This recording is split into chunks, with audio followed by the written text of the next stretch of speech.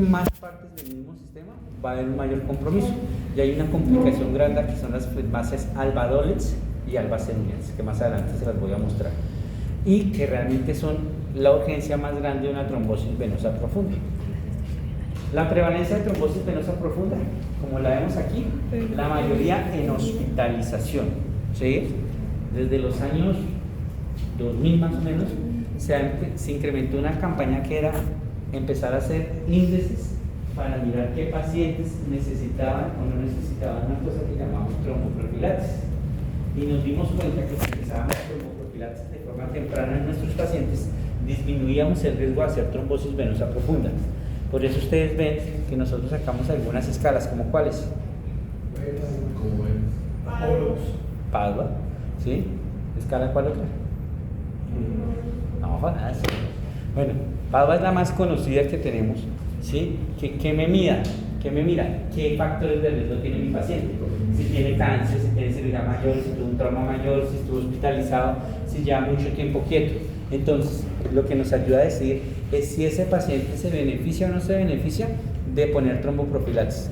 Porque nos dábamos cuenta que ese paciente que dejábamos mucho tiempo terminaba con un cuadro después de dificultad respiratoria súbita.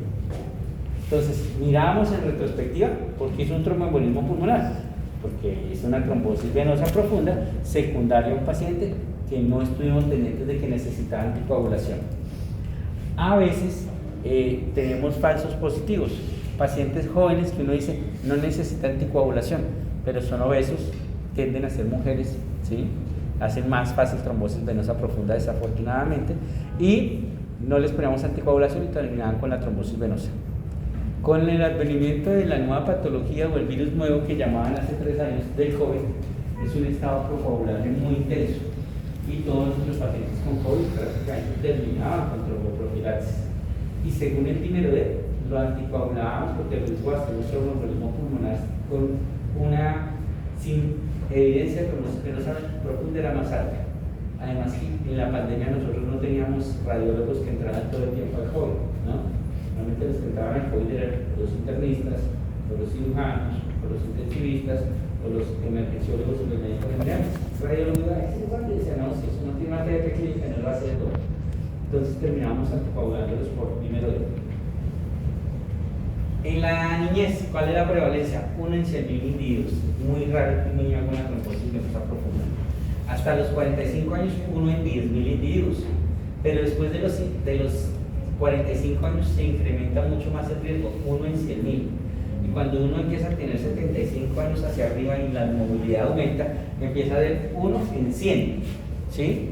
Entonces, miren lo importante de nuestros pacientes adultos mayores: o hacer tromboprofilaxis mecánica o hacer tromboprofilaxis química, farmacológica. Entonces, ¿cuál es la dosis de tromboprofilaxis para un paciente renal crónico de 80 años que pesa 60 kilos? ¿Cómo así que no sé? ¿Ya cuántas semanas de semestre llevamos? 20 miligramos. Un segundito que me está escribiendo el profe.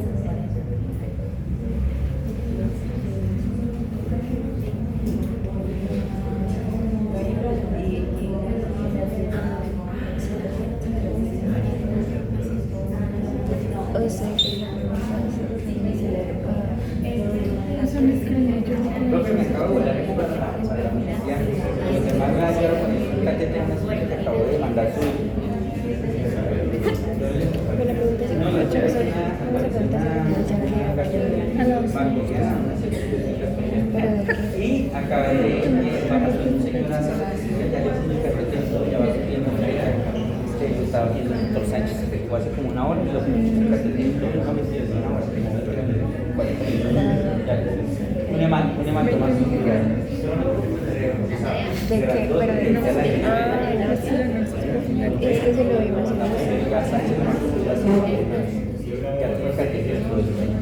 y ya firmé la salida de la segunda de la 3 para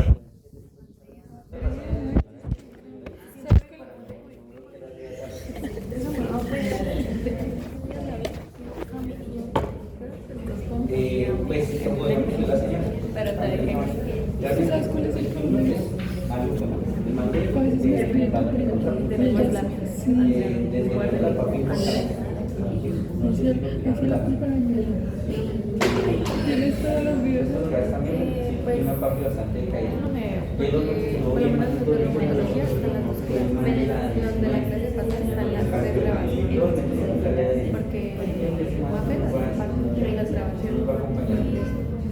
Y creo que tengo otras que grabé. Yo creo que yo también tengo todas menos la de hipertensión. Los otros corazones están bien. ¿Tú qué soledad tienes la de hipertensión? Solamente las tres. Hay corazones, yo pensaría que lleva apenas 2 días, pero está muy bien, mandé desinvadir totalmente. Y el corazón del 18 también lo mandé desinvadir totalmente, normal, está bien. Falta es caminar desde el 18, el doctor dice que apenas lo sentaron ayer. Los demás por los tubos escasos. Deberíamos hacer Bueno, eso que mandamos, sí. profe, Porque ahí gracias. tiene algunas grabaciones y se las puedes compartir para subirlo.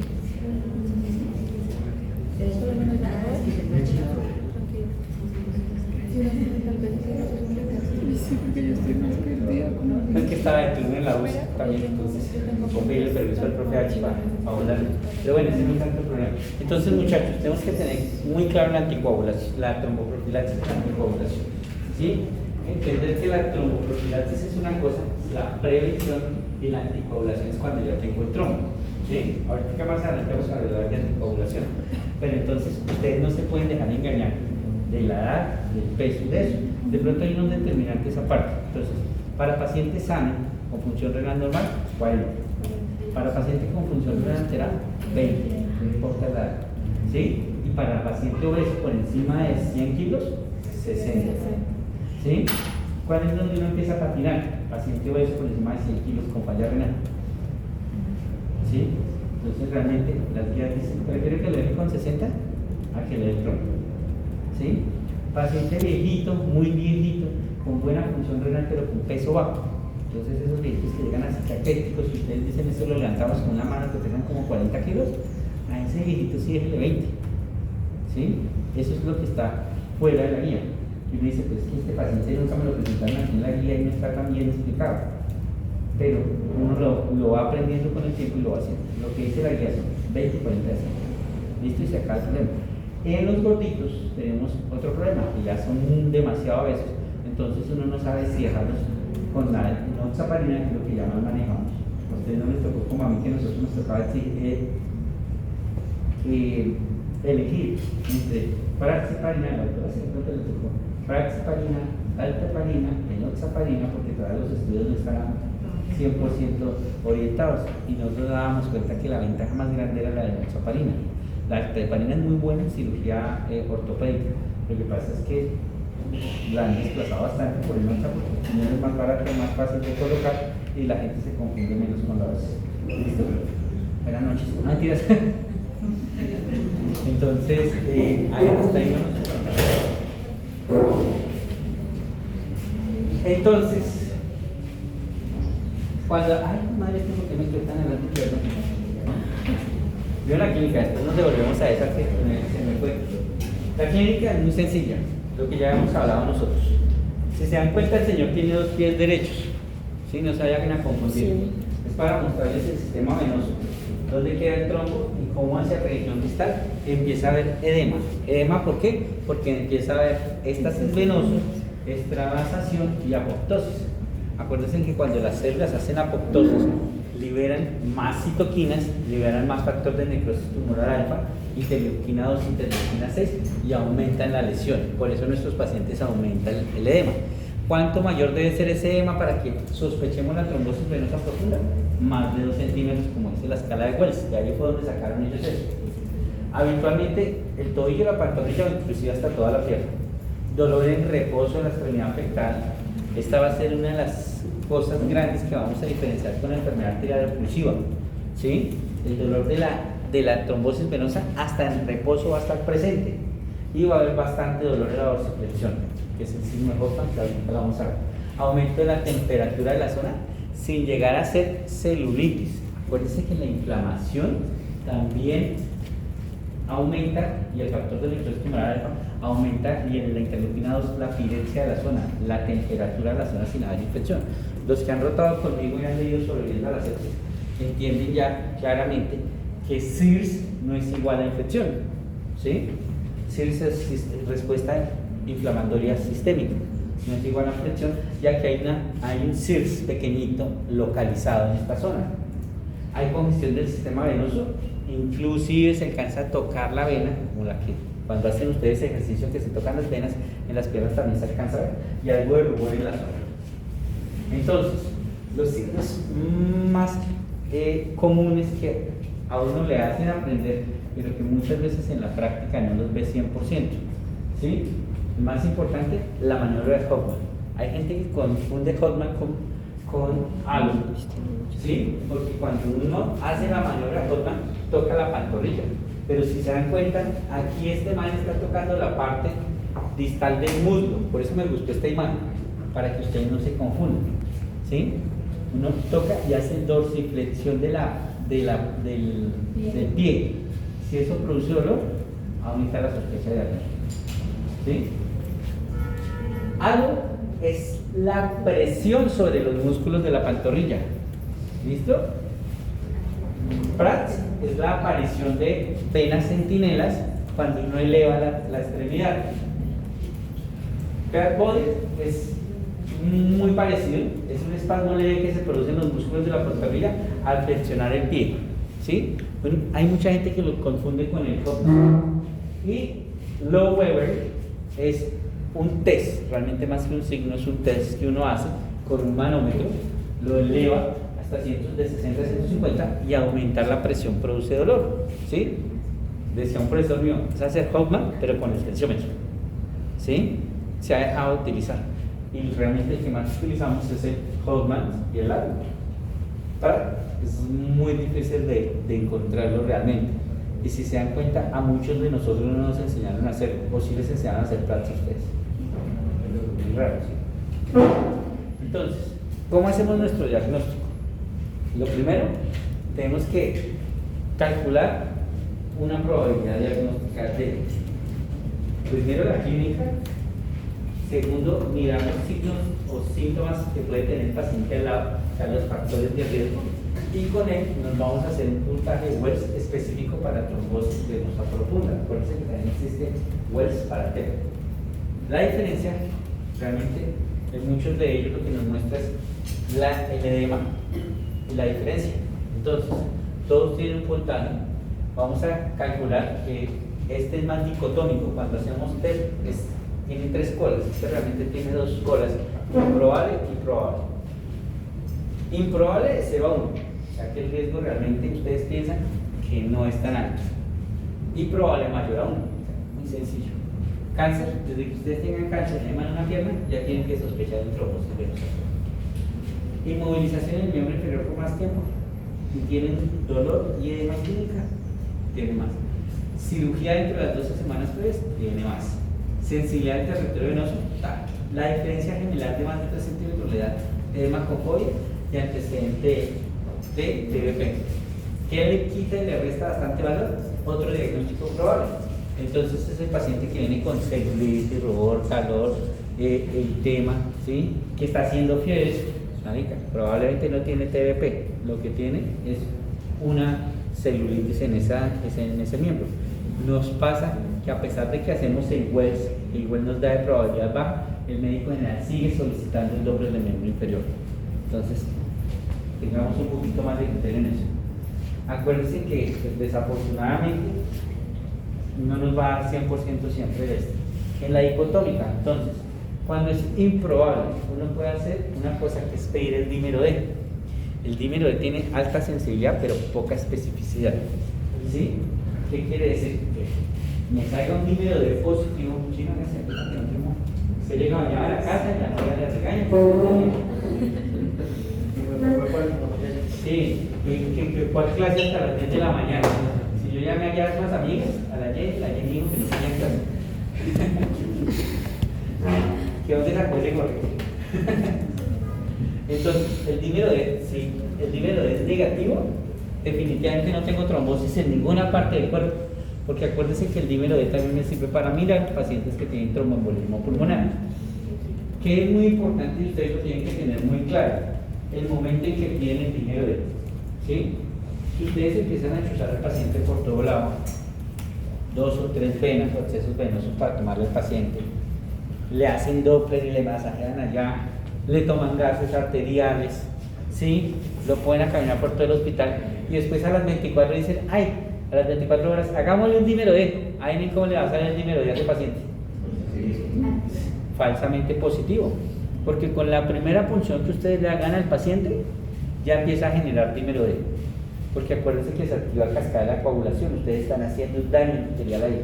Entonces, si ustedes hacen su proceso mental en su consultorio, decía uno de mis profesores que el que no sale con el 70% del diagnóstico desde el consultorio, no tiene diagnóstico, ¿sí? Entonces, si ustedes salen ya diciendo la probabilidad de este paciente de trombosis venosa profunda es baja, pero quiere estar 100% seguro, le pido el dímero de entrada, ¿sí? No a las horas, de entrada. No a esperar a que venga el internista, la emergencia les va a pedirme el dímero D, no. Ustedes lo piden como médico general. Si definitivamente el dímero D me sale positivo, pues me toca hacer la ultrasonografía para comprobar, porque no todo dímero D es positivo. Una buena noche, doctor. Adiós. No todo dímero D es positivo. Si la TDP es probable, pues me salto el paso de pedirle el dímero D. De una vez pido la cabeza y hago mi diagnóstico. Si me sale positivo, pues lo saco de una vez de mi pronóstico.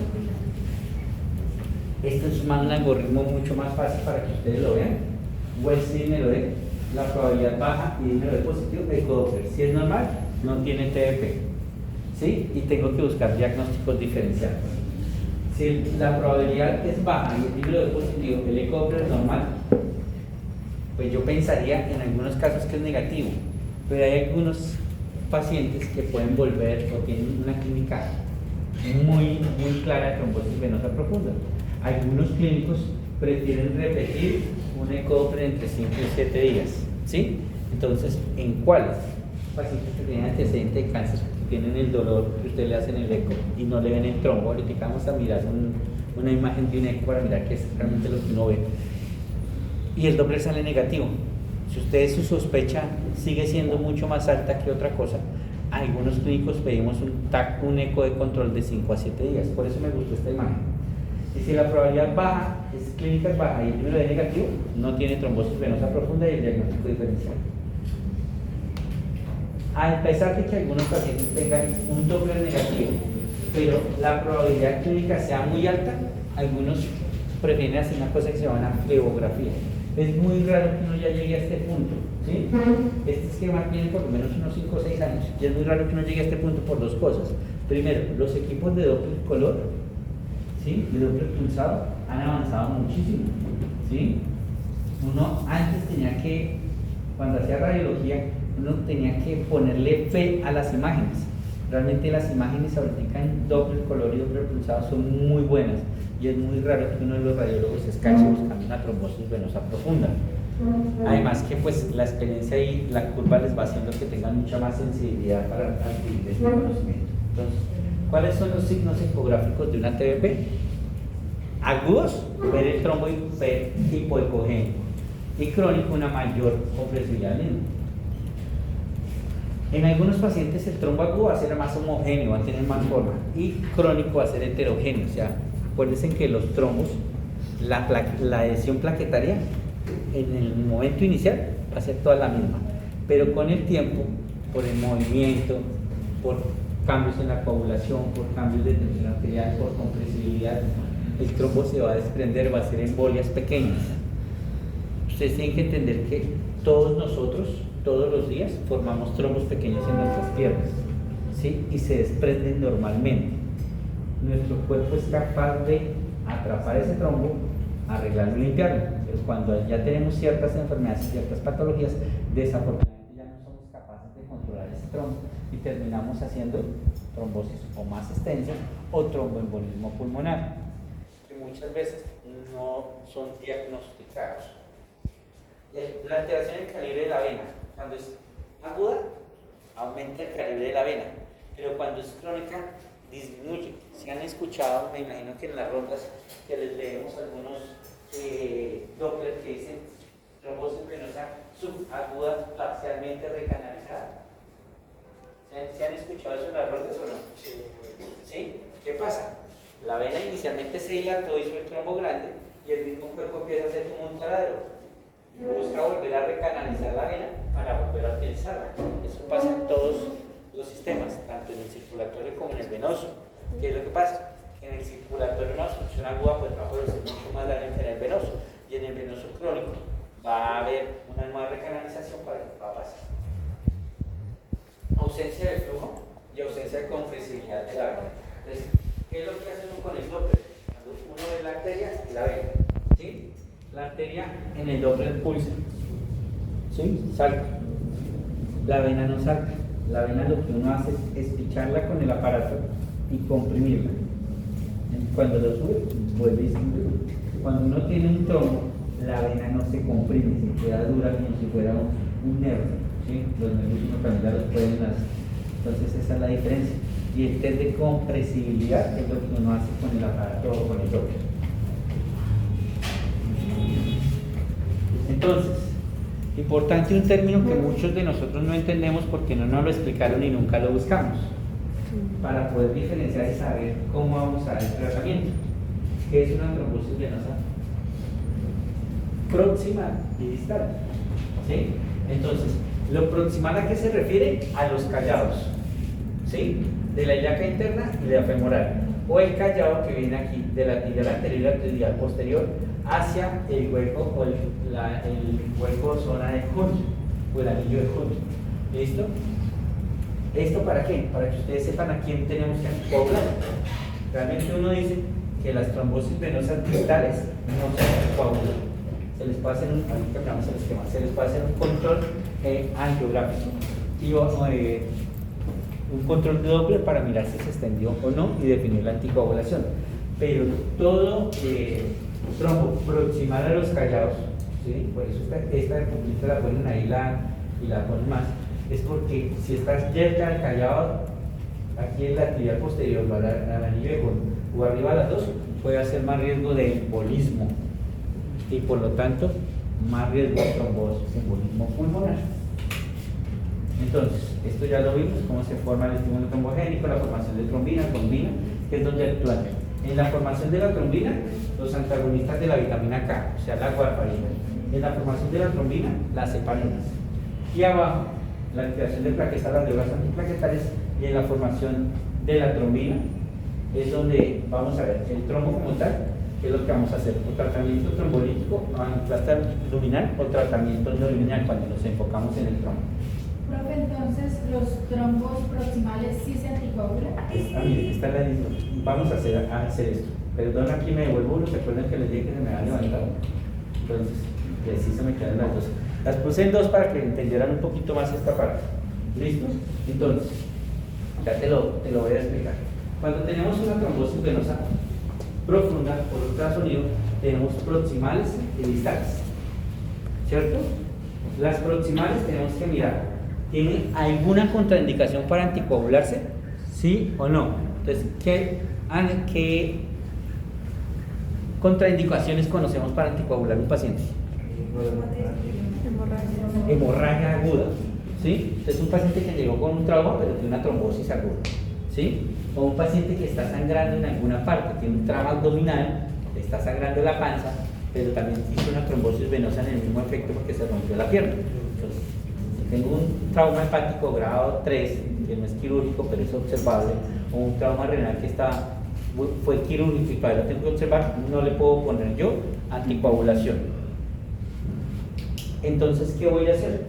Voy a utilizar una cosa que se llama un filtro de vena cava. Ya les voy a mostrar cómo es un filtro de vena cava, que es sencillo. Es un aparatico que lo que hace es atraparme los coagulitos para que no se vayan hacia el pulmón. Acuérdense que cuando nosotros tenemos una trombosis venosa profunda, ya tenemos una patología instaurada. Lo que queremos es que no se nos complique esa patología. ¿Cuáles son las 3 complicaciones que tiene la trombosis venosa profunda, doctora? Tromboembolismo pulmonar. El más conocido, el tromboembolismo pulmonar, la flegmasia celular y la traumasia celular dolens. ¿Listo? Que es lo que nosotros queremos evitar. ¿Listo? Entonces, si tienes alguna, obviamente las plaquetas por debajo de 80.000 no le voy a poner en nuestra heparía, o que tenga alguna alteración o hemorragia intracerebral. Entonces le pongo un filtro de vena cava. si no tiene contraindicaciones de anticoagulación, entonces, si tiene una plasmasa celular, lo anticoagulo con heparina sódica en infusión, mientras que llega el cirujano vascular y me hace la trombectomía mecánica o la trombectomía percutánea. Y si definitivamente no tiene plasmasa celular, ya miramos el cuadro siguiente y vamos a mirar. Entonces, hacen un paréntesis así grande en el cerebro para terminar esta diapositiva y vamos a la otra, las distales. Si es sintomática, no le ponemos anticoagulación, sino antiagregación. Y si es asintomática, pues realmente miramos que no le vamos a colocar ninguna cosa. Entonces, ahora vamos hasta abajo. Perfecto. Yo no sé por qué se me subió. Entonces, ¿se acuerdan que decíamos los otros tres que las sintomáticas distales, o sea, que hay dolor y todo, sí se anticoagulan? Entonces, las únicas que se anticoagulan son las trombosis venosas proximales y las distales pero sintomáticas, y o las distales que tienen, se equivocó esa, suele pasar, o las distales que tienen mayor factor de riesgo. Entonces, ¿cuáles son las distales que tienen mayor factor de riesgo? El paciente obeso, que a pesar de que tiene una TDP distal, ustedes dicen, este man le va a progresar la TDP, no se va a mover. El paciente que está con inmovilización crónica o el paciente con cáncer, ¿sí? Ustedes dicen, sí, la TDP está aquí y viene en el maleolo, pero uno con cáncer, la TDP se va a extender. Entonces, lo que uno prefiere hacer es anticoagular. Entonces, el problema es ahora con qué los vamos a anticoagular, ¿sí? Entonces, a los que no vamos a anticoagular, están observados, los vamos a observar durante 2 semanas. Si aumenta la extensión en las siguientes 2 semanas, o sea, los distales que aumentaron la extensión en el Doppler, los anticoagulamos. Los que no aumentan la extensión, nos quedamos quietos y no lo anticoagulamos. Y los que están estables, continuamos la vigilancia, pero ya no nos citamos al médico, sino le decimos, venga, siga con manejo antiplaquetario, vaya a su casa y si aumenta el dolor o algo, regresa. Los otros tres, ¿con qué los vamos a anticoagular? Con heparinas, warfarinas o heparinas de bajo peso molecular durante 3 meses algunos, y la alternativa incluye los factores directos de la anticoagulación. ¿Cuáles son los factores directos de la anticoagulación? Esta no es la clase, pero Saban, todos los directos, ¿sí? Los son tienen que utilizar las vías. Doctor, una pregunta. El fungaparinos inhibe una vez directamente al factor 10 activado. Eso también es una directa. Entre comillas, la enoxaparina y ellos funcionarían como directos, pero no los utilizamos en tratamiento crónico. Ya eso viene esta diapositiva. Sí que me la rodé. Doctor, una pregunta. Espérate para resolver. Bueno, dime y a ver si las podemos resolver juntos. Cuando le ponemos el filtro no se puede durar más de un mes porque... Bueno, ya hablamos del filtro, que fue lo que les dije, que ya les mostraba el filtro. Entonces, ¿a quiénes le ponemos cada terapia? Por eso yo hice esta... ¿Tú la hice? No, me la robé. Me pareció muy chévere esta diapositiva, pues que me decía ¿a quién le pongo tal o cual heparina? ¿Listo? Entonces, la heparina no fraccionada, la que viene en el frasquito y la ponemos en infusión. ¿Sí la han visto? ¿Sí? Entonces, ¿ella qué me va a mirar? ¿Cómo vamos a cuantificarla? Con el PTT, ¿se acuerdan? Y es reversible rápidamente. Le ponemos protamina. O sea que es la que más rápida de todas estas otras podemos revertir, es la heparina no fraccionada. ¿Sí? ¿Cómo anticoagulamos a un paciente con heparina no fraccionada?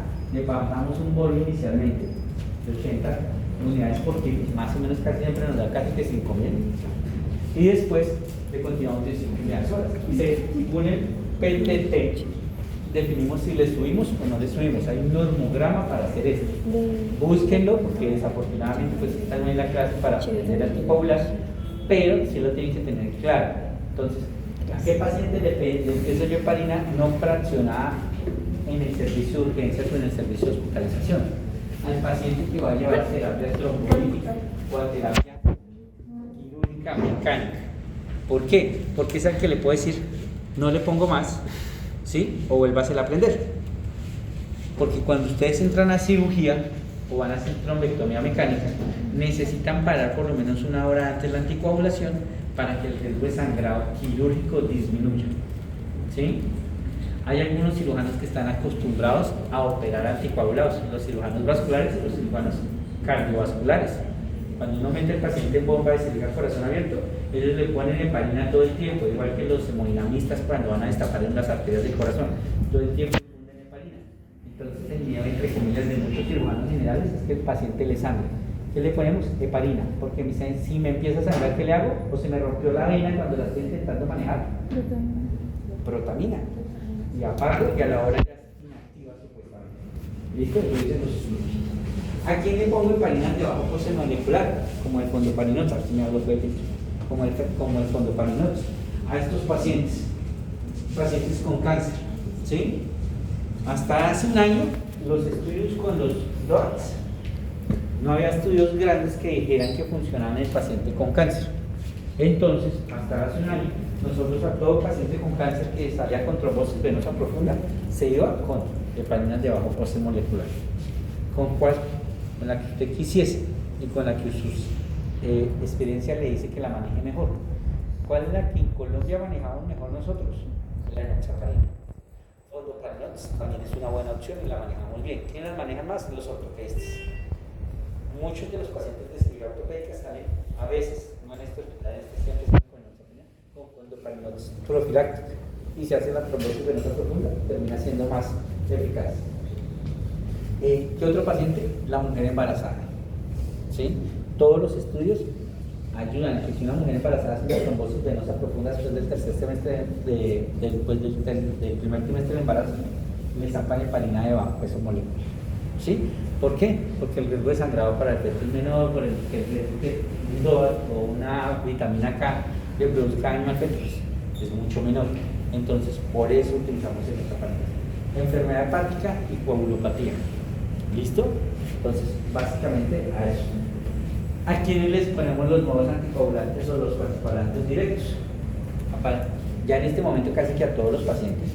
Antes decíamos que a los pacientes que tenían enfermedad renal eran exclusivos los de vitamina K dependiente, pero ya tenemos estudios que muestran medicamentos como el apixaban, que en pacientes con enfermedad renal crónica le podemos utilizar de una forma segura.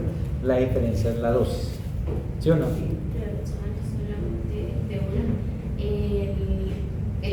La pizza. Dabigatran. Rivaroxaban, ¿y cuál era el otro? Dabigatran, la Apixaban. Son 2 dosis. El Apixaban son 2 dosis y el Dabigatran son 2 dosis. Entonces, en ciertos pacientes, digamos que tienen polifarmacia, Es más fácil darle una sola dosis, al contrario que otros. ¿Cuál es el problema en un país como el de nosotros con los DOACs? ¿Cuál? Que son muy caros. ¿Sí? Entonces, Y que ustedes en Tiribití, Antioquia, no van a conseguir una farmacia a las 2 de la mañana para conseguir, o a las 10 de la mañana. Aquí venden Apixaban. ¿Sí? Entonces, por eso es que terminábamos anticoagulando muchos pacientes con los inhibidores de la vitamina K. ¿Sí?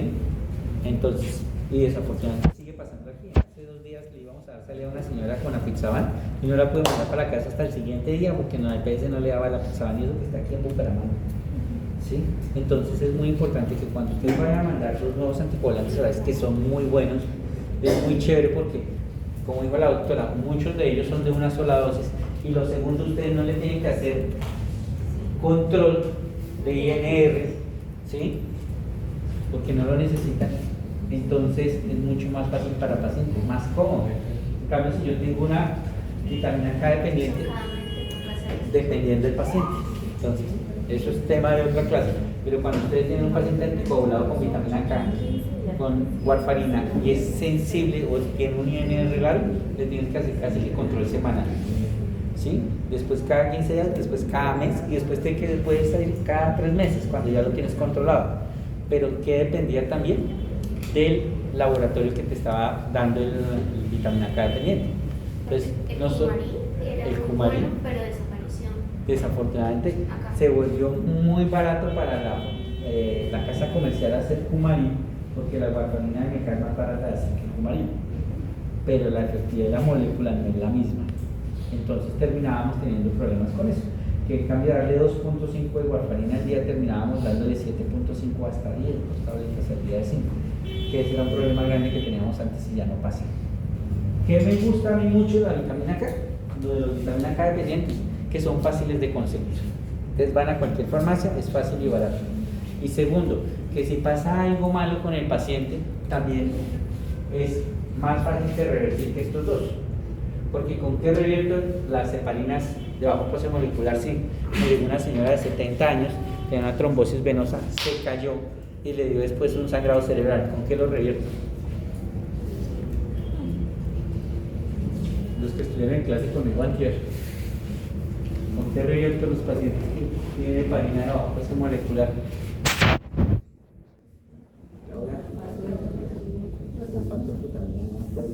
Pero también no, acuérdense que factor 10 activado, entonces me tocaría ponerle factor 10 activado. ¿Y dónde encuentro el factor 10 activado?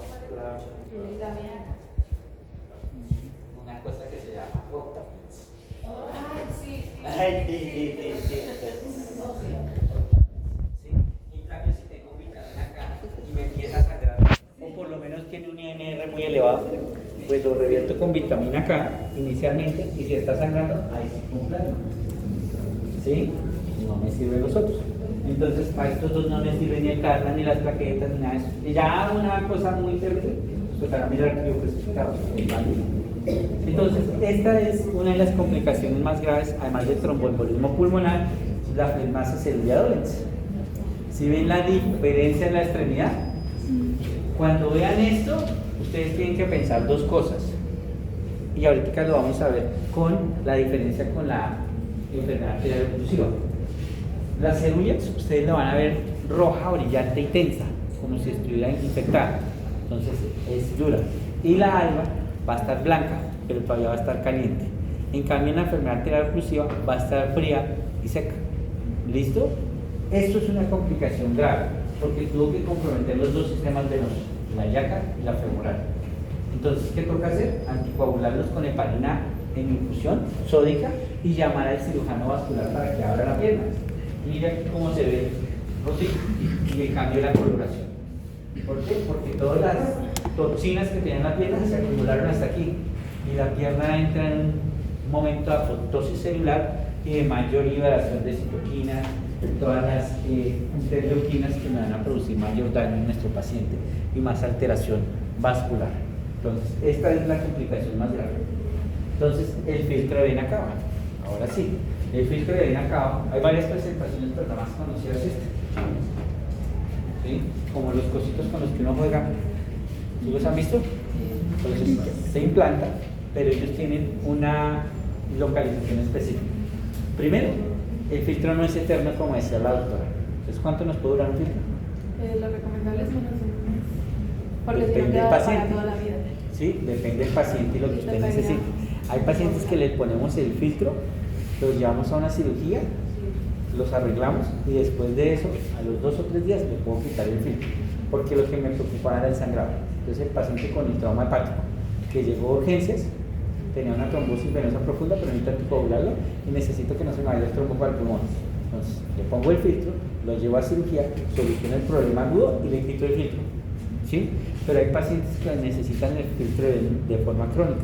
Realmente la evidencia dice que máximo sería 2 meses, pero lo ideal, recuerden que nosotros tenemos ideales y máximos, lo ideal es menos de 1 mes con el filtro, porque el mismo filtro se coagula, se trombosa, y al trombosarse deja de ser efectivo. Entonces, ¿qué necesito yo? Para ver el momento. ¿Dónde pongo el filtro de vena cava? En la vena cava. ¿Listo? En la inferior, ¿no? Arriba en la superior no me sirve ni vamos todavía. Sí lo intentaron, pero Cuando queda, ahí está.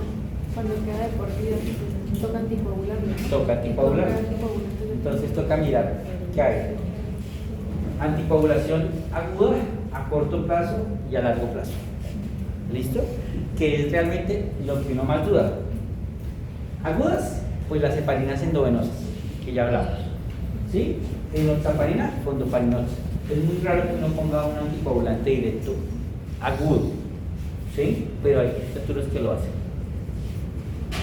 A corto plazo, warfarina, heparina de bajo coste molecular, sobre todo en los pacientes con cáncer. Y a largo plazo, uno se va con warfarina o con los nuevos anticoagulantes orales.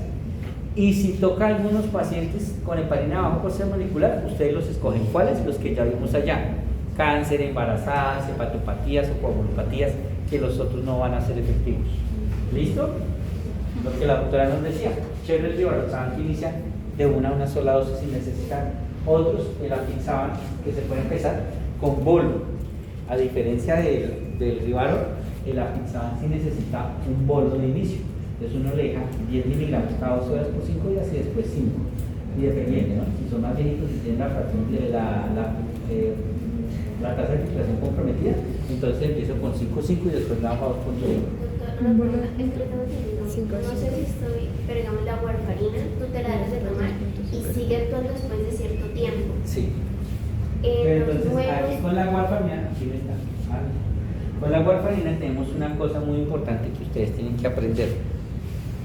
Pues cuando yo era chiquito, así como ustedes, a mí me enseñaron que la warfarina tenía una cosa que se llama inicio protrombótico, o sea que los primeros 2 días del inicio de la warfarina, ella aumentaba el riesgo de hacer trombos. Entonces siempre que iniciamos warfarina debe ir acompañado de una heparina de bajo coste molecular. Los primeros 3 días hasta llegar a obtener un INR adecuado. ¿Cuánto es el INR adecuado para un paciente con CVP? De 2 a 3. Pero acuérdense que el INR depende también de la patología. Para la que estamos hablando nosotros, de 2 a 3. Pero es diferente para las válvulas mecánicas, de 2.5 a 3.5. ¿Sí? Entonces, o para los trombos intracaudales, de 2.5 a 3. ¿Sí? Es un poquito baja, un poquito más la esta, 3.5 como en la válvula. Pero siempre tú debes tener un INR de control. Si ya el INR de control empieza a estar por encima de 1.5, tú ya estás más tranquila que no va a ser ese factor procoagulante. Pero entonces ahí es donde tú ves, cuando inicia la terapia, uno debe tener INR antes, a los 2 días. No sirve que le tomes al siguiente día porque no va a servir para nada. 2 o 3 días y después lo debes volver a pedir a la semana. Ahí es donde yo te decía que a la semana, si ya cuadraste tu warfarina, lo haces a las siguientes 2 semanas, después al mes y después cada 3 meses y a veces hasta cada 6 meses. ¿Cuál es el problema de la warfarina? Que depende también de la alimentación del paciente. ¿Sí? Porque si se la pasa comiendo lechuga y espinaca, pues nunca voy a llegar a los niveles óptimos. ¿Sí?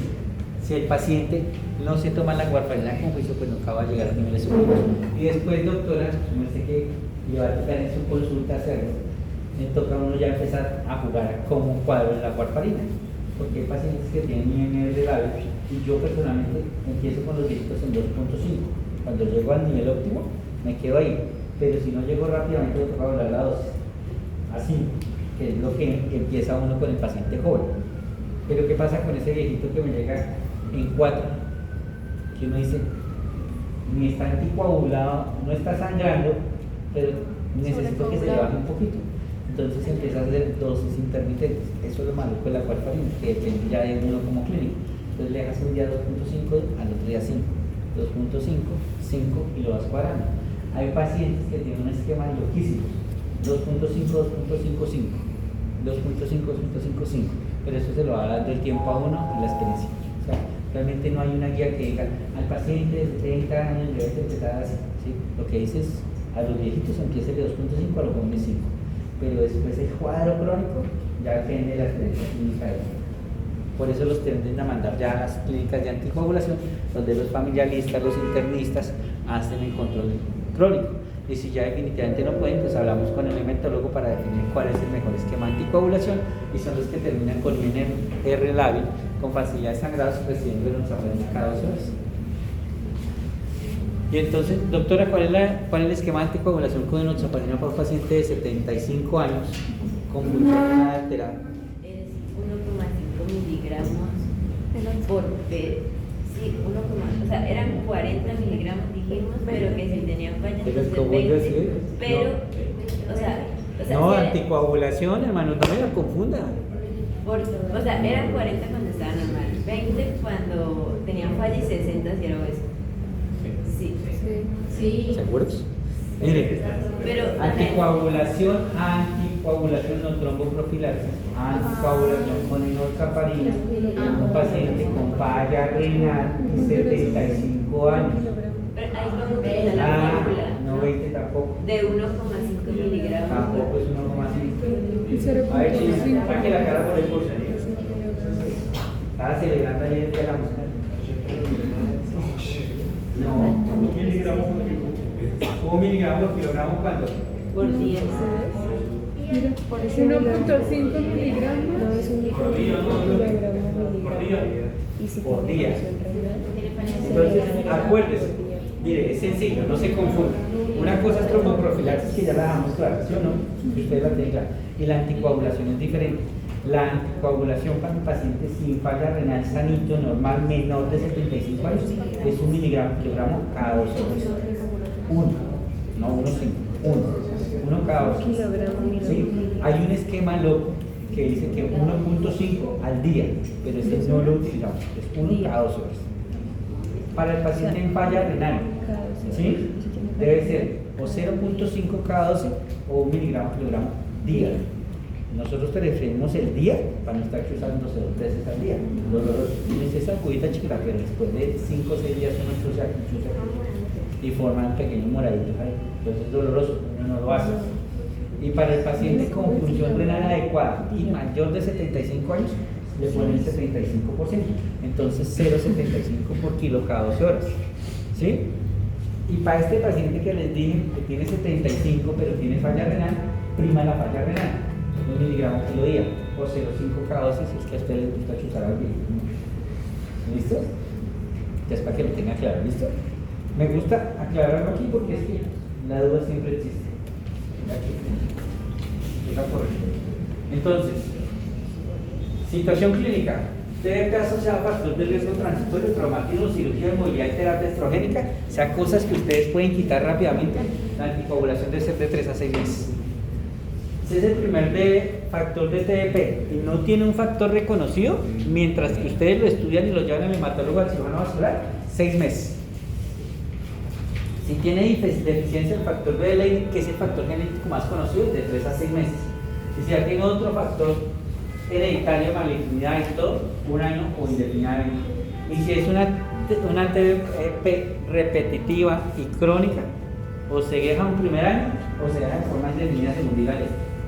Entonces, esta la traje porque me gusta una cosa. Aquí arriba es embolismo pulmonar, pero aquí abajo TDP, no corté la diapositiva para que ustedes entendieran. Los pacientes que hacen flemaza cerúlea, que fue lo que les mostré, les debemos hacer una cosa que es o trombectomía mecánica o trombectomía química, ¿sí? Que es trombolisis.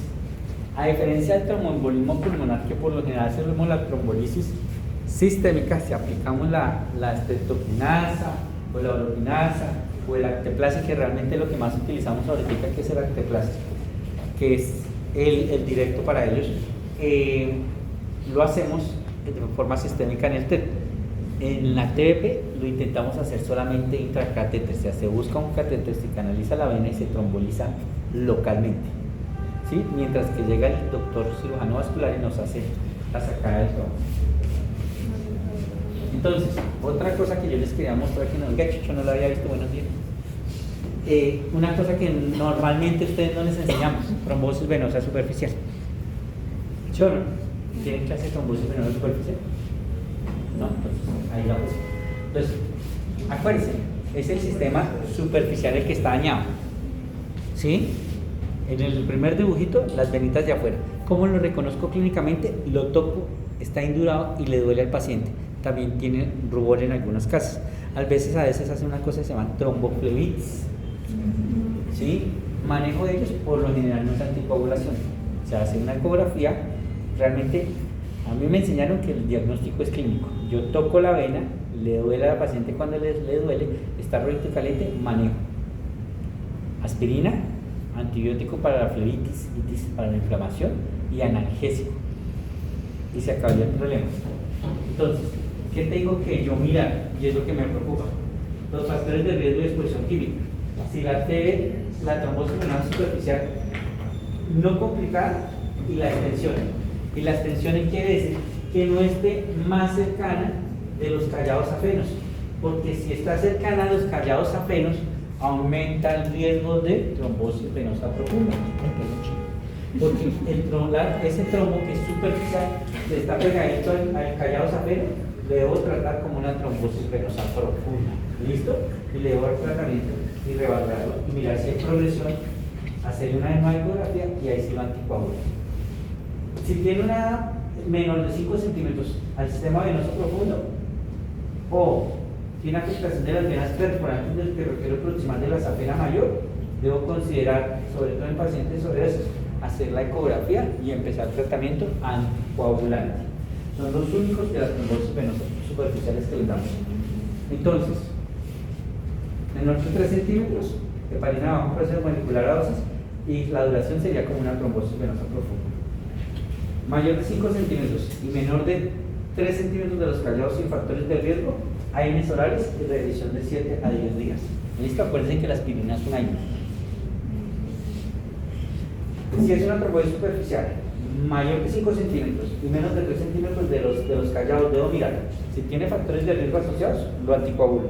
Si no tiene factores de riesgo anticoagulado, le dejo tromboprofilaxis, ¿sí? O inicio mi amigo rivaroxabana, 10 miligramos cada 24 horas por 45 días. Entonces, si hay trombosis venosas superficiales que se anticoagulan, sí. ¿Listo? Las proximales a los callados y las que tienen más de 5 centímetros de tamaño. ¿Listo? Porque ya son trombo grandote. ¿Listo? Eso realmente a mí me tocó aprenderlo solo. Nunca nos dan clases. Bueno.